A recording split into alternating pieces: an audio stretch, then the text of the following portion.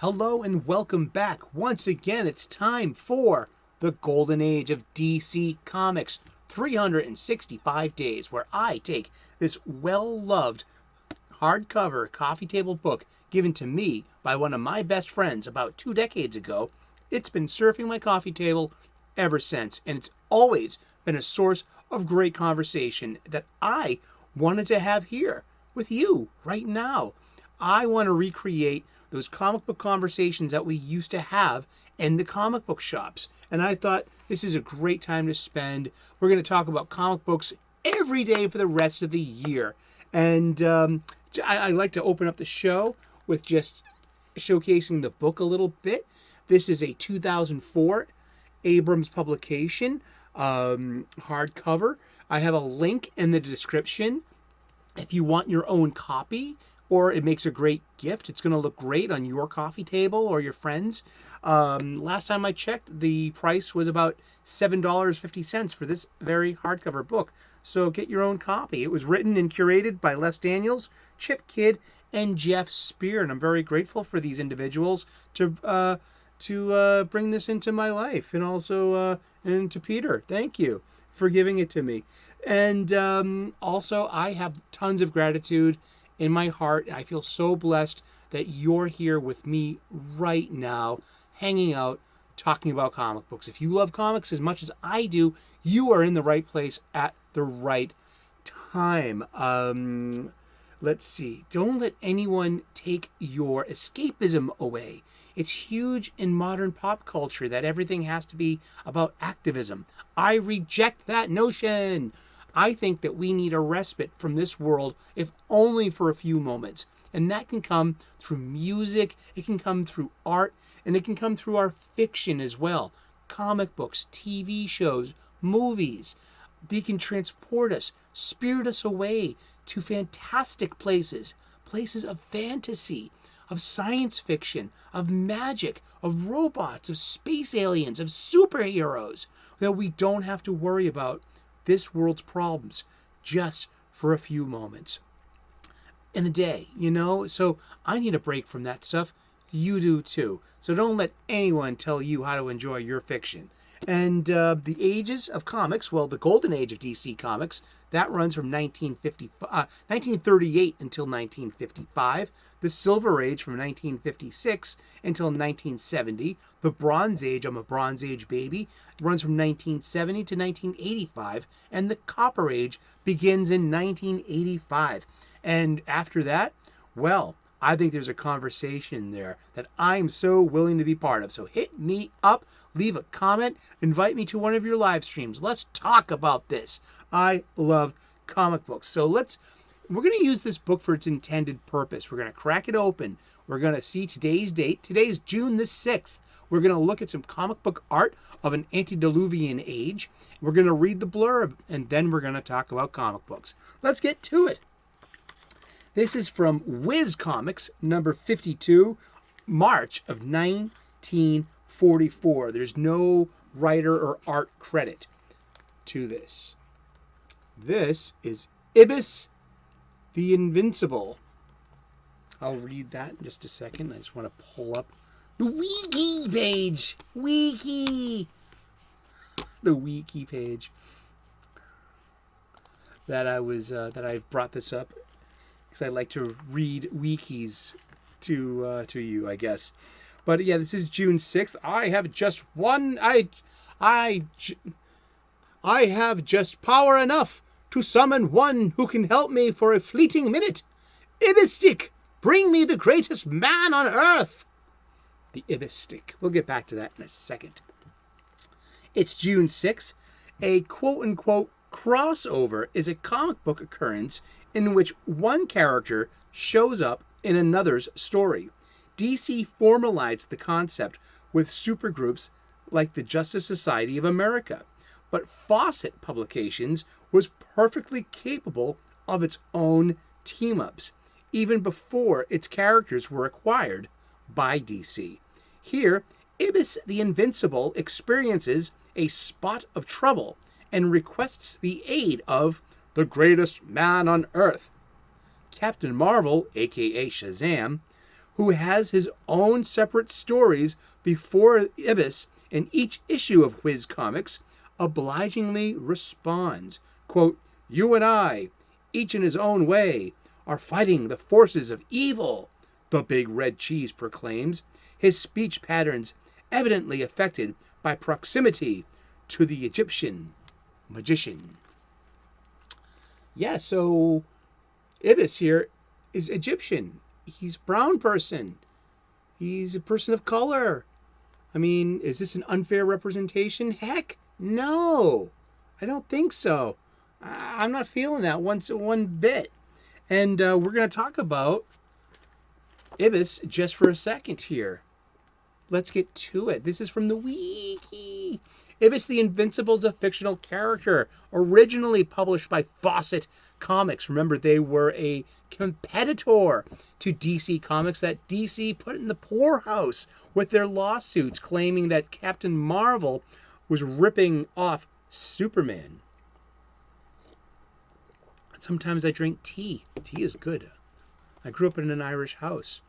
It's good to have tea and little cookies too, biscuits and jam. Yeah, my grandmother. Yeah, this is my grandma's teapot. She brought this over from Ireland. This thing's older than me. And you're never too old to miss your grandparents. That's true. Sláinte. Now this is cool. I didn't know this. This is why I love doing this show. This is why I love reading the wiki, because you end up learning little stuff. You can trust a wiki prima facie for some shallow stuff like this. Let's see, originally published by Fawcett Comics in the 1940s and then by DC Comics beginning in the 1970s. Like many magician superheroes introduced in the golden age of comics, Ibis owes much to the popular comic strip Mandrake the Magician. There was a second Ibis, a successor of the first, and he was introduced in 2007. The original Ibis appeared in Whiz Comics number 2, February of 1940. When superheroes declined in popularity in the 1950s, Ibis and the other Fawcett characters ceased publication. And then afterwards, they were bought out by DC. One Ibis story shortly thereafter was reprinted by Charlton Comics. Fawcett characters were later licensed and eventually bought outright by DC Comics in the 1970s. The second Ibis appeared in Helmet of Fate, Ibis the Invincible, number 1, January of 2007. The Helmet of Fate would be the Dr. Fate. He was like one of the biggest mystics in the DC universe. But Whiz Comics was an anthology comic book series published by Fawcett Comics. It started in February of 1940 and ran until June of 1953. And it was the springboard for Captain Marvel Shazam, where he made his debut, and the Shazam family, the Captain Marvel family.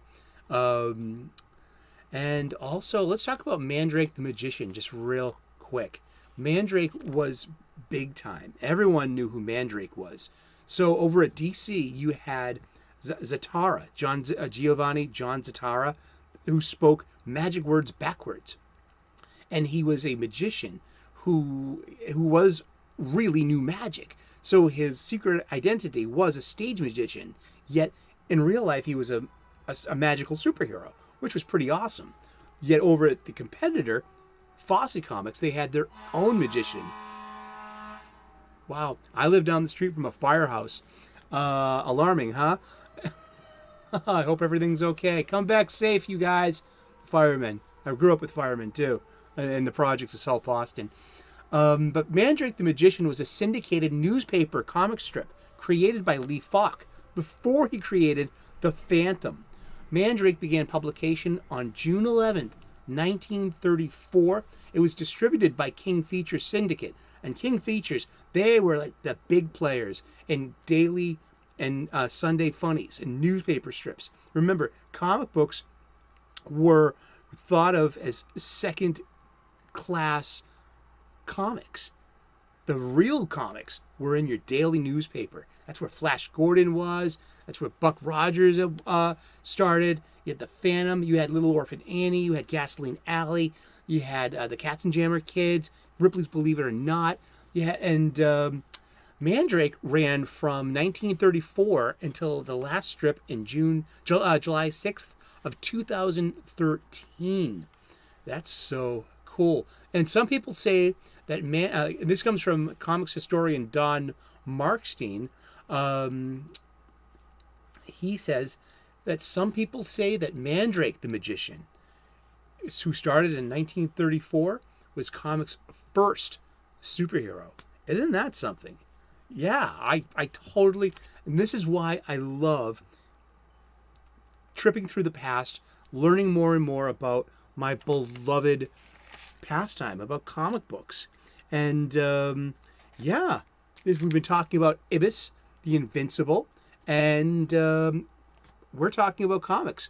And we're going to be talking about comics every day for the rest of the year. So tune in tomorrow, 3 p.m. Eastern U.S. time. We'll find out who we're talking about when we open the book tomorrow. Thank you so much for tuning in.